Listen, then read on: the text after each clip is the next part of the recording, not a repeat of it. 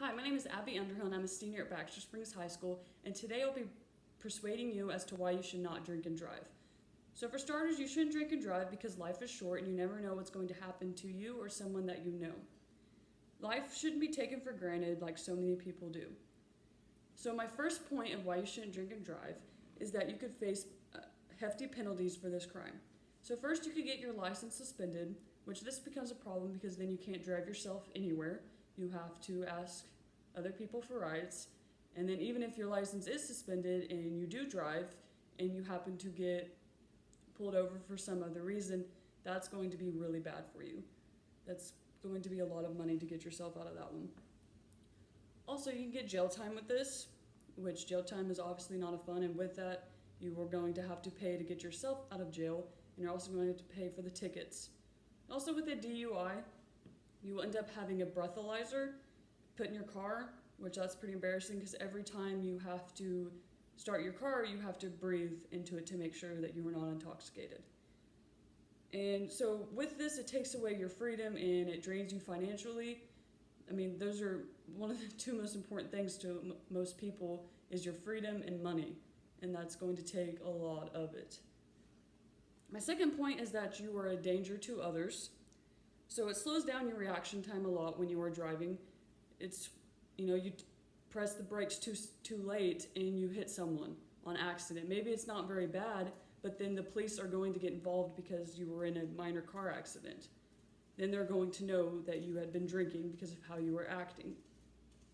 Also, it makes it hard for your brain to process information. So just like the everyday things when you're driving, like you stop at a stop sign, or stop at a red light, or you know that a green light means you can go. Those things are hard to process when you are intoxicated. It's hard for you to understand all these day-to-day things that you've done every day. So all around, it's just a big distraction to everyone. You could go to the other lane and hit someone, or you could simply go off the side of the road and just hurt yourself. So you hurt yourself and you're also going to get a DUI, a ticket, breathalyzer, maybe jail time, all that put in one. On average, a convicted drunk driver has driven 80 times before him or her has been caught. So that's how many times someone has driven drunk and they are lucky and they didn't get in a car accident and hurt someone. But at some point they are going to do something because they are intoxicated and they will hurt someone. In 2010, 31% of all drivers involved in a fatal accident on the weekends, there was alcohol involved. And then that goes down to 16% on the weekdays. So that does go down quite a bit, well, a little bit, from the weekends to the weekdays, but that still needs to go down because that's really bad. Especially on the weekends. I know it's the weekends, but 31% is quite a bit for, And my next point is that more than 1.4 million people are arrested for DUIs yearly. Now that's a lot. About 1 in 3 people will be involved in a drunk driving car crash during their lifetime. So you have 3 people and 1 of them are going to get in a car accident that is involved with alcohol.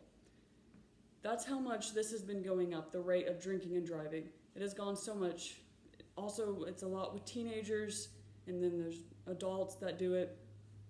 But that's just counting everyone. That goes quite a bit. And every day, 28 people die as a result of drinking and driving. Every single day, 28 people will die because of drinking and driving. And that's if you were the one drinking and driving and you caused the accident, or someone else was and you were just minding your own business and you got in an accident because they weren't paying attention. In 2010, 10,288 people died from drinking and driving. That is 1 every 52 minutes. 1 person every 52 minutes dies because of drinking and driving. Once again, that's from maybe you were the one drinking and driving or someone else was and they caused the accident. Car crashes are the leading cause for death for teenagers, and about 1/3 of them are alcohol related. So obviously, in high school, the rate of teenagers drinking and driving has gone up a lot through the years, but car crashes are the leading cause for all teenagers that die. Most of them that pass away, it's because they were in a car accident that was drinking and driving. I actually just read an article the other day about this mom who was talking about her son who was about to graduate, like me, and he was involved in a car accident because he was going home and he was drinking and driving. And that she got the news and he had passed away. So that's a big thing to remember, that your family is going to hurt also from drinking and driving. You're not just hurting yourself, but you're hurting everyone else, your family, your friends. Everyone remembers this, and it's bad. So in conclusion, there are many reasons not to drink and drive. However, people think they are invincible and they don't pay attention to what's around them. People should always be smart. Remember that drinking and driving is distracting and you don't have any idea what you are doing. So always be smart. Thank you.